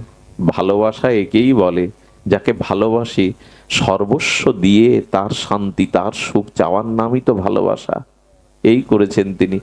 একবার আপনারা মুরারি মোহনের, উনি দীক্ষা দিচ্ছেন একটা জায়গায়, আমি ওনাকে পাশে বসে আছি। বাবা বলতেন, মঙ্গল দেখো, এই দেখো। বললাম, কি? বলেন, 64 মন্ত্রের ভোগ হচ্ছে মুরারি মোহনে, এই দেখো আমার মুরারি মোহন হাসছে, করুণাময়ী হাসছে। উনি মোবাইলে লাইভে সরাসরি বাবাকে দেখাচ্ছেন, দেখলাম ঠোঁটের কোণে মধুর মুরারি মোহনের দেখবেন সব সময় ঠোঁটের কোণে একটা হাসি লেগেছে, দিব্য মূরতি। বাবা যেন দেখছেন সাক্ষাৎ। বলে, এই দেখো করুণাময়ী ঠোঁটের কোণে স্মিত হাসি ফুটে উঠেছে। এদের অনুভূতিই অন্য। আমরাও তো বিগ্রহ দেখি, এমন করে কি দেখি? অনুরাগের প্রেমের রঙে রাঙানো ওনাদের নয়ন, দেখছেন যেন হাসছেন করুণাময়ী।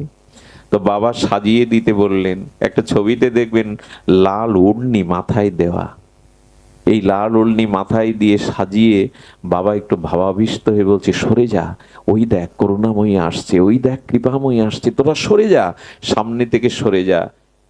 রাধারানী এসেছিলেন, তিনি তার দিব্য প্রেম দৃষ্টিতে তাকে দেখেছিলেন। এই দেখবার পর আর বেশি দিন ছিলেন না। সেই দিনের কথা, সেই হাহাকার করুন্দনের দিনের কথা, সেই অভিশপ্ত দিনের কথা বলতে ভালো লাগে না। তবে সেই দিনটা ছিল 1429 সনের 15ই বৈশাখ। 15ই বৈশাখ 1429 সনে দিবা 1:15 শুভক্ষণে রাধারানীর চরণ চিন্তা করতে করতে কি করলেন? শুক্রবারে বৃন্দাবনে শ্রী রাধা মুরারি মোহনে যেভাবে বলেছেন, চলে গেল প্রভুপাদের চরণে। ওই চলে যায়, ওই চলে যায়, ওই রাধারানীর কিঙ্করী প্রেম মন্দিরে চলে যায়। ওই দেখো, আর ফিরে আসবে না। এমন মহাত্মা, এমন রাধারানীর কিঙ্করী দাসী আর আমরা পাবো না। নাম শুনে ছাড়িল পরাণ, এই ভাগ্য কার হবে গো? আজ হরিনামের সুর লহরীতে হরিনাম নিতে নিতে তিনি দিব্য দেহ ছাড়লেন। মোরারি বাবার সেবাগত প্রাণ, জয় জয় 3 কোটি গোস্বামী মহাশয়। ওগো প্রভুপাদ, চেয়ে দেখো, চেয়ে দেখো, আজ তোমারই জন, তোমারই নিজজন। কোথা লয়ে গেলে মোদের গুরু দয়াময়? এমন দয়াময়, এমন করুণাময়, এমন প্রেম মূর্তি, এমন দন্যের মূর্তি, এমন হরিনামে রুচি, এমন বৈষ্ণব সেবার বিগ্রহ তুমি কোথায় নিয়ে গেলে? চলে গেলেন। সেদিন ব্রজের প্রতিটি লতা পাতা, সেদিন ব্রজের যমুনা, যেদিন ব্রজের প্রতিটি ব্রজবাসীগণ বুক চাপড়ে তাদের ব্যথা জানিয়েছিল, এমন মহাত্মা চলে গেল। ব্রজবাসীরা বাবাকে বড় ভালোবাসতেন। তিনি চলে গেলেন, রেখে গেলেন তার এই দিব্য জীবনের প্রেম আলোক ছটা। সেই ছটা যারা পেয়েছেন, তারা যার চরণাশ্রয় করেছেন, তাদের বলবো ধন্য। আজ পাষাণে মাথা করলেও তার মতো আচার্য খুব কম মিলবে, তাদের মতো আচার্যরা খুব কম মিলবে। তিনি শত শত মন্দিরকে ভাঙা মন্দিরকে তিনি নূতন করে রূপ দিয়েছেন। মহাপ্রভুর পরিকারগণের লীলাস্থলীগুলো যেখানে আবর্জনায় ভরা ছিল, জঙ্গলে জঙ্গলাকীর্ণ ছিল, এই যে ঠাকুর হরিদাস ফুলিয়ায় যেখানে নাম করতেন, ওখানে জঙ্গলাকীর্ণ হয়ে গেছিল। গুরুদেব 100-ও অধিক মন্দির তিনি কি করেছেন? সংস্কার করেছেন, পূজার ব্যবস্থা করেছেন। আপনি চিন্তা করতে পারেন, এক বিগ্রহ সেবা করতে পারি না, 108টারও বেশি মন্দির প্রতিষ্ঠা করেছেন, বিগ্রহ সেবার ব্যবস্থা করেছেন, যেখানে কোনো সেবা হতো না। উনি শুধু মিষ্ট 56 ভোগ খাওয়াননি, উনি এই মন্দির সংস্কার করে বিগ্রহ প্রতিষ্ঠা করে পূজা সেবার ব্যবস্থা করেছেন। তো অদ্বিতীয় তার শক্তি ছিল। এইভাবেই তিনি এই ভক্তি ধর্মকে, নিতাই চাঁদের প্রেমনাম হরিনাম ধর্মকে প্রচার করেছেন।